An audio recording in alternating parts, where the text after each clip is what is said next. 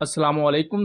Welcome to M रात। दोस्तों, बहुत अहम खबर जो कि इस वक्त सोशल मीडिया पर आई है और वो खबर है कि ईरान कंसीडर कर सकता है पाकिस्तान के GF-17 थंडर ब्लॉक 3 एयरक्राफ्ट लेने के लिए। और ये बहुत ही ज़्यादा अहम खबर इस वजह से है कि ईरान रशिया से Su-35 एयरक्राफ्ट तो लेगा ही, लेकिन उसके साथ साथ वो ये भी कंसीडर कर सकता है ईरान की जो मिनिस्ट्री ऑफ डिफेंस है कि वो पाकिस्तान या चाइना से GF-17 थंडर खरीदें। उन्होंने अब इस न्यूज को पब्लिश करने वाले जो मीडिया हैंडल्स हैं, खासतौर पर आप करंट रिपोर्ट को देखें, वॉर वॉच को देखें, उसके अलावा वॉर इंटेल को देखें, तो इनकी जो फॉलोइंग है वो कई थाउजेंड में, अराउंड कई लाख में है। तो इनकी काफी ज्यादा फॉलोइंग है। उसके साथ साथ बहुत से जो मीडिया ऑफिशियल्स और मीडिया जर्नलिस्ट हैं वो इनको फॉलो करते हैं। तो उन्होंने ये क्लेम किया है कि जो ईरान की मिनिस्ट्री ऑफ डिफेंस है वो पाकिस्तान और चाइना से GF-17 थंडर ब्लॉक 3 एयरक्राफ्ट लेना चाहती है।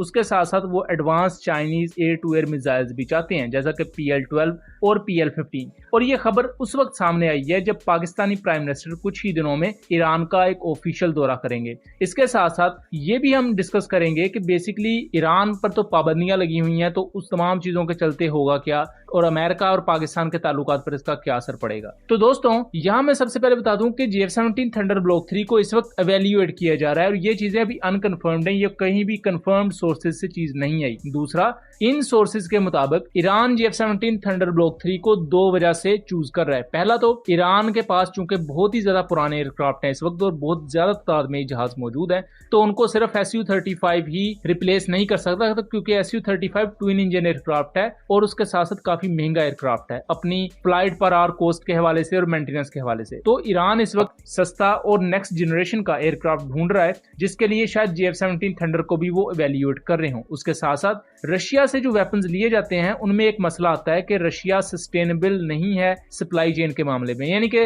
रशियन वेपन्स के साथ एक मसला ये रहता है कि वो स्पेयर पार्ट्स बर वक्त प्रोवाइड नहीं करते। सेम यही मसला इंडियन साइड पर भी देखा गया। उसके अलावा सूडान, इरिट्रिया, इथोपिया, इन कंट्रीज के पास भी रशियन फाइटर जेट्स मौजूद हैं, जिसके बारे में बारहा ये चीज कही जाती रही कि लॉजिस्टिक्स के मामले में रशिया की परफॉर्मेंस अच्छी नहीं है। इसी तरह अगर आप अमेरिका को भी देखें तो अमेरिका सप्लाई चेन का इशू तो नहीं बनने देता, लेकिन अमेरिका का असला एक तो महंगा होता है, दूसरा अमेरिका उसका सियासी इस्तेमाल करता है। मतलब अगर आपने अमेरिका की बात नहीं मानी तो अमेरिका आप पर पाबंदियां लगा देगा। अब इस वजह के चलते ईरान Su-35 के अलावा दूसरे ऑप्शंस को भी देख रहा है। अब दोस्तों, यहाँ एक और अहम चीज है कि ये खबर उस वक्त आई है जब पाकिस्तानी प्राइम मिनिस्टर कुछ दिनों के अंदर ईरान का दौरा कर रहे हैं।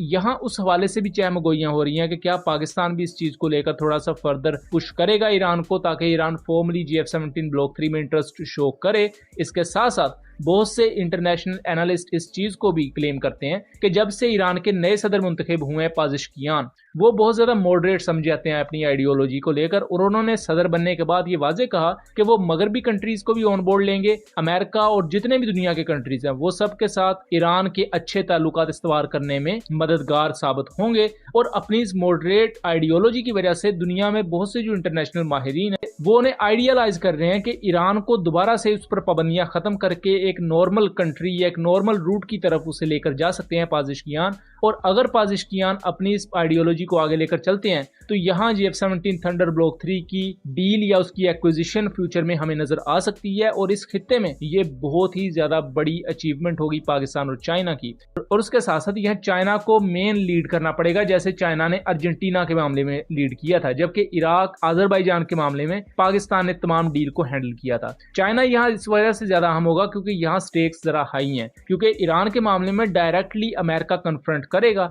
और चाइना इस मामले में अमेरिका को डील कर सकता है अपनी पॉलिटिकल पावर और अपनी डिप्लोमेटिक पावर के लिहाज से। लेकिन दोस्तों, अभी तक अगर इसकी बात की जाए तो ये चीज अनकन्फर्म है, क्योंकि ये अभी कुछ ओसेंट अकाउंट्स ने इसको क्लेम किया है। आने वाले वक्त में अगर ऑफिशियल सोर्सेज भी इस पर बात करते हैं तो ये बहुत ही ज्यादा सिग्निफिकेंट चीज होगी और GF-17 थंडर ब्लॉक 3 की अहमियत इससे और ज्यादा बढ़ जाएगी, क्योंकि अभी तक अजरबैजान और इराक ये दोनों कंट्रीज पाइपलाइन में है। अजरबैजान के साथ ऑलमोस्ट डील साइन हो चुकी है और GF-17 ब्लॉक 3 का मुस्तकबिल ताबनाक नजर आ रहा है। बहुत सी ऐसी कंट्रीज जिसके बारे में हम पहले भी आपको वीडियोस में बता चुके हैं कि वो ब्लॉक 3 में इंटरेस्टेड है, लेकिन उनका नाम लेना मुनासिब नहीं है। हमारे सामने एक और कंट्री नजर आती है जो ईरान है, और वो ब्लॉक 3 लेने में इंटरेस्टेड है, और उसके पीछे जो प्रोज एंड कॉन्स हैं, जो सियासी सूरत हाल है, उसके बारे में भी हमने आपको आगाह किया। ये था एनालिसिस। उम्मीद करता हूँ चीजें क्लियर रही होंगी। वीडियो पसंद आई हो तो इसे ज्यादा से ज्यादा शेयर कीजिएगा एंड चैनल को सब्सक्राइब कीजिएगा। मिलेंगे अगली वीडियो में, तब तक के लिए अल्लाह हाफिज।